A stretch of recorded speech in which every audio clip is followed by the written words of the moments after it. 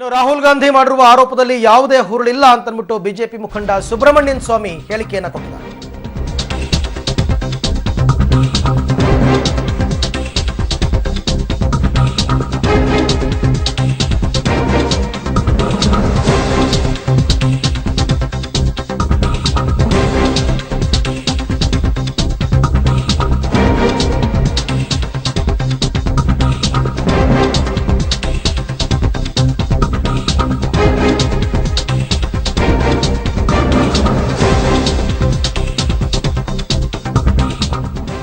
ರಾಹುಲ್ ಗಾಂಧಿ ಮಾಡ್ತಾ ಇರತಕ್ಕಂತ ಆರೋಪದಲ್ಲಿ ಯಾವುದೇ ಹುರುಳಿಲ್ಲ ಅಂತ ಬಿಜೆಪಿ ರಿಯಾಕ್ಟ್ ಮಾಡಿದೆ. ಇದು ಆಧಾರರಹಿತ ಆರೋಪ ಅಂತ ಗುಡುಗಿದ್ದಾರೆ ಬಿಜೆಪಿ ಮುಖಂಡ ಸುಬ್ರಹ್ಮಣ್ಯಂ ಸ್ವಾಮಿ. ಈಗಾಗಲೇ ರಾಹುಲ್ ಗಾಂಧಿ ಅವರು ಸಾಕಷ್ಟು ವಿಚಾರದಲ್ಲಿ ಓಳನ್ನ ಬಿಟ್ಟಿದ್ದಾರೆ. ಹಾಗಾಗಿ ಇದು ಕೂಡ ಬರೀ ಓಳು. ಮೋದಿ ವಿರುದ್ಧ ರಾಹುಲ್ ಗಾಂಧಿ ಮಾಡಿದಂತಹ ಭ್ರಷ್ಟಾಚಾರದ ಆರೋಪಕ್ಕೆ ಯಾರೂ ಕೂಡ ಬೆಲೆ ಕೊಡಬೇಕಾಗಿಲ್ಲ. ಅದಕ್ಕೆ ಯಾವುದೇ ರೀತಿಯಾದಂತಹ ಉತ್ತರವನ್ನು ಕೊಡೋ ಅವಶ್ಯಕತೆಯೂ ಕೂಡ ಇಲ್ಲ.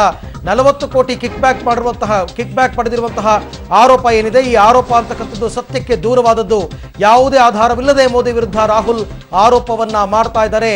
ರಾಹುಲ್ ಗಾಂಧಿ ಮಾಡುವ ಆರೋಪಗಳನ್ನ ಯಾರೂ ಕೂಡ ಗಂಭೀರವಾಗಿ ಪರಿಗಣಿಸಲ್ಲ ಅಂತನ್ಬಿಟ್ಟು ಸುಬ್ರಹ್ಮಣ್ಯನ್ ಸ್ವಾಮಿ ಇವತ್ತು ರಿಯಾಕ್ಟ್ ಮಾಡಿದ್ದಾರೆ.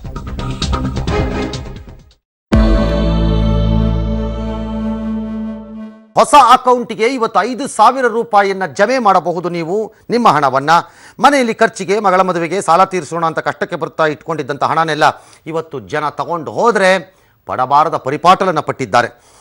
ಬ್ಯಾಂಕ್ ಅಧಿಕಾರಿಗಳು 5,000 ರೂಪಾಯಿ ಮೇಲೆ 1 ರೂಪಾಯಿ ಇದ್ದರೂ ಕೆಲವು ಕಡೆ ತಗೊಂಡೇ ಇಲ್ಲ, ಕೆಲವು ಕಡೆ ಪ್ರಶ್ನೆ ಕೇಳಿ ಹೈರಾಣ ಮಾಡಿದ್ದಾರೆ.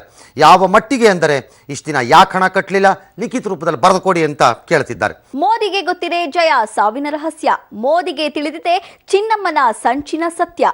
ಸಿಬಿಐ ತನಿಖೆ ಆದ್ರೆ ಮಿಸ್ ಇಲ್ಲದೆ ಜೈಲಿಗೆ ಹೋಗ್ತಾರಾ ಶಶಿಕಲಾ? ಚಿಕ್ಕಮ್ಮ ಕಮ್ಮಿ ಹಿಂದೆ ಹೋದ್ರೆ ಕುಗ್ಗುತ್ತಾ ನಮೋ ಬಲ.